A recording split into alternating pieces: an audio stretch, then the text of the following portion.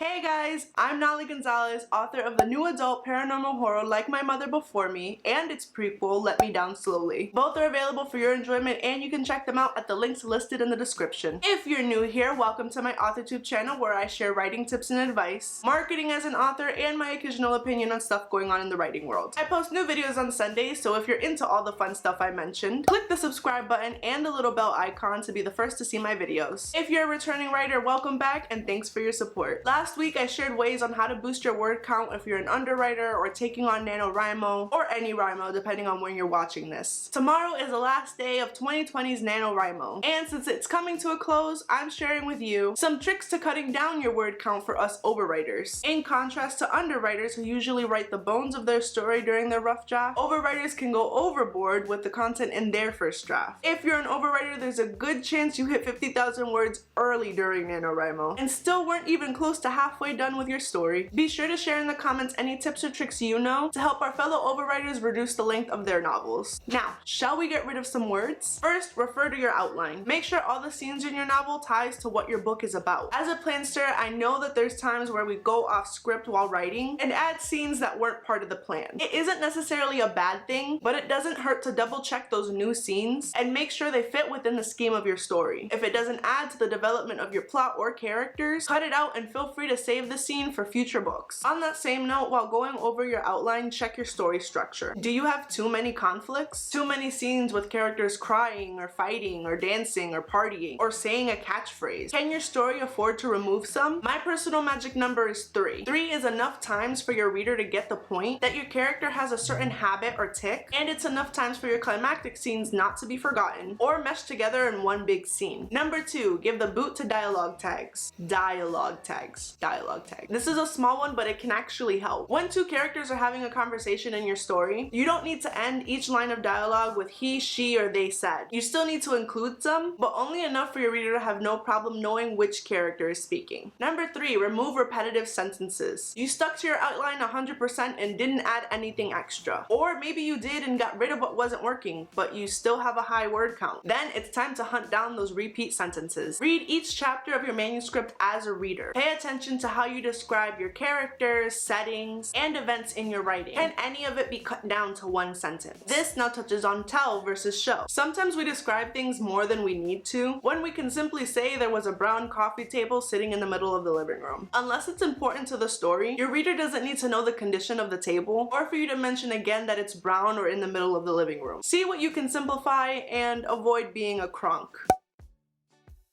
Number 4, cut filler words. All first drafts have filler words. We all do it. There's no way around it. Most adverbs are used as filler words, but also the words just, may, about, that, the, very, and more. There's wiggle room when it comes to dialogue and voice if you're writing in first person, but you also don't want to overdo it. The same goes for adjectives. Don't rely heavily on them. Whenever you can, let nouns and verbs do the work for you. Lastly, number 5, combine or remove characters. You might think all your characters are important to your story, but that might not be the case. Extra characters usually create extra subplots. Examine all of your characters and decide if they truly contribute to the development of the overall story and or protagonist. Removing or combining characters can eliminate tons of unnecessary dialogue, narrative, and descriptions. And those are the 5 tricks you can use to reduce your word count. Don't forget to leave a comment sharing any tips, tricks, or methods you use to reduce word counts. Our fellow overwriters will appreciate it as much as I will. Give this video a like so I know you enjoyed it, and subscribe to my channel for more writing tips and advice. I post new videos on Sundays, so click that little bell icon to turn on your notifications and be the first to know when they're live. And follow me on social media where we can be writing buddies. Actually, it's really just procrastinating on writing, but you know, at least you won't be alone. As always, thanks for watching. Until next time.